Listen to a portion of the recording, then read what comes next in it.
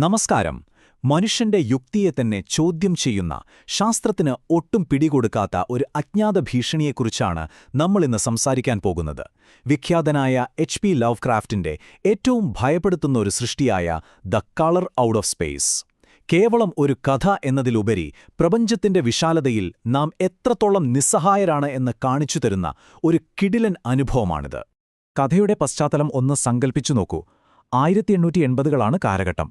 അമേരിക്കയിലെ ന്യൂ ഇംഗ്ലണ്ടിലുള്ള വളരെ ശാന്തവും ഒറ്റപ്പെട്ടതുമായ നഹൂം ഗാർഡനറുടെ കൃഷിയിടം. തികച്ചും സാധാരണമായൊരു ജീവിതം നയിക്കുന്ന കുടുംബം.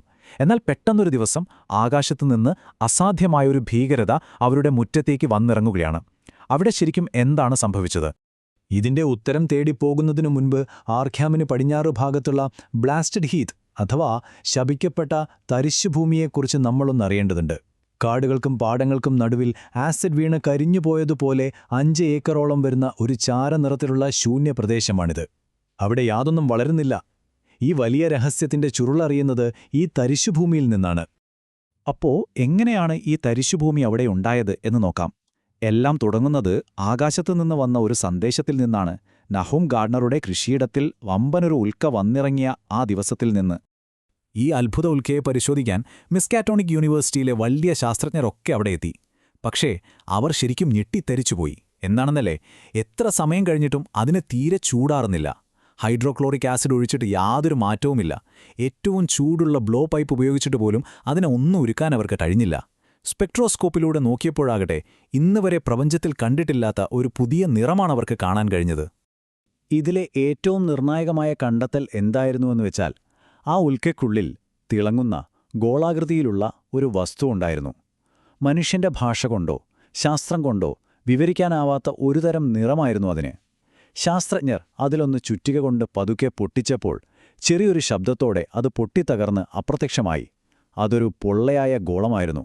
ആ പൊള്ളയായ ഗോളത്തിൽ നിന്ന് പുറത്തുവന്ന അന്യഗ്രഹ വിപത്ത് അവിടെ വെറുതെ ഇരിക്കുകയായിരുന്നില്ല. അത് ആ പ്രദേശത്തെ പ്രകൃതിയെ മുഴുവൻ കാർന്ന് തിന്നുന്ന ഭയാനകമായൊരവസ്ഥയിലേക്ക് മാറുകയായിരുന്നു. ജൂൺ മാസത്തിലാണ് ഉൽക്ക അവിടെ പതിക്കുന്നത്. അടുത്ത വസന്തകാലമായപ്പോഴേക്കും അവിടുത്തെ ചെടികളും മരങ്ങളും ഒക്കെ അസ്വാഭാവികമായി വളരാൻ തുടങ്ങി. നമ്മൾ നേരത്തെ പറഞ്ഞ ആ അന്യഗ്രഹവസ്തുവിന്റെ അതേ നിറമായിരുന്നു അവയ്ക്ക്. എന്നാൽ ശരത്കാലം എത്തിയപ്പോഴേക്കും കാര്യങ്ങൾ കൈവിട്ടുപോയി. മൃഗങ്ങൾ ചത്തൊടുങ്ങാനും സസ്യജാലങ്ങളെല്ലാം വെറും ചാല നിറത്തിലുള്ള പൊടിയായി മാറാനും തുടങ്ങി. പ്രകൃതിയുടെ ജീവവായു അത് വലിച്ചെടുക്കുകയായിരുന്നു. ഒന്നാലോചിച്ചു നോക്കൂ. ഒരു വശത്ത് നമുക്കറിയാവുന്ന പച്ചപ്പുള്ള സാധാരണ പ്രകൃതി, മറുവശത്ത് ഈ അന്യഗ്രഹ വിപത്തു ബാധിച്ച പ്രദേശം, കണ്ണഞ്ചിപ്പിക്കുന്ന തിളങ്ങുന്ന ചെടികൾ, വികൃതമായ മൃഗങ്ങളുടെ കാൽപ്പാടുകൾ, പിന്നീടെല്ലാം കരിഞ്ഞ് വെറും ചാരനിറമാകുന്ന അവസ്ഥ. പ്രകൃതിയുടെ നിയമങ്ങളൊക്കെ അവിടെ പൂർണ്ണമായും അപ്രസക്തമാവുകയായിരുന്നു. പ്രകൃതിയെ നശിപ്പിച്ചത് പോരാഞ്ഞ് ഗാർഡനർ കുടുംബത്തിലെ ഓരോരുത്തരുടെയും ശരീരവും മനസ്സും ഈ അജ്ഞാത ശക്തി വേട്ടയാടാൻ തുടങ്ങുകയാണ് സുഹൃത്തുക്കളെ. ആ ഒറ്റപ്പെട്ട വീട്ടിൽ പതുക്കെ പതുക്കെ ഭ്രാന്ത് പടരുകയാണ്.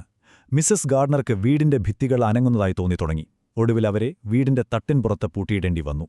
കുതിരകൾ വിരണ്ടോടി. കിണറ്റിനടുത്തേക്ക് പോയ മകൻ താഡിയസിനും സമനില തെറ്റി. അവിടെയുണ്ടായിരുന്ന മൃഗങ്ങളൊക്കെ ചാരനിറത്തിലുള്ള പൊടിയായി താഴെ വീണ് മരിച്ചു. പിന്നീട് സംഭവിച്ചത് അതിലും ദാരുണമാണ്. മറ്റ് 2 ആൺമക്കളായ മെർവിനെയും സീനസിനെയും യാതൊരു അടയാളവും അവശേഷിപ്പിക്കാതെ പെട്ടെന്നൊരു ദിവസം അവിടുന്ന് കാണാതാവുകയാണ്.